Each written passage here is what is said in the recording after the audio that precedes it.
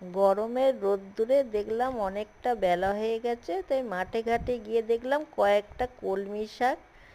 ডান্ডিগুলো শুকনো, এর পাতাগুলো তাজা আছে, সেই কয়েকটা ওঠালাম। আগের দিন তো কয়েকটা ওঠাইছি, সেগুলো বাড়িতে আছে, এইগুলো নিয়ে যাব। এইগুলো খেতে অনেক ভালোই লাগবে, এর আগে একবার খাওয়া হয়েছিল। এই দেখেন এতগুলো পেয়েছি। এইভাবে এক একটা করে পাতা কেটে নিতে হবে। সুন্দর করে পরিষ্কার জলে 2-3 বার ধুয়ে কেটে রাখছি। কড়াই বসালাম, তেল দিলাম, কয়েকটা রসুন দিলাম। কাঁচা লঙ্কা তো আমার কর্তা খায় না, আপনারা দিলে দিতে পারেন। এর সাথে পেঁয়াজ কুচি দিয়ে দিলাম। তারপরে কেটে রাখা শাকগুলো দিয়ে দিলাম।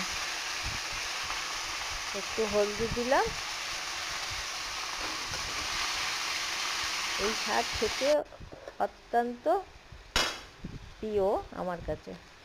এইভাবে হলুদ দিয়ে লবণ দিলাম, আর লাস্টে সামান্য একটু চিনি দিলাম। চিনি দিলে শাক খেতে খুবই ভালো লাগে।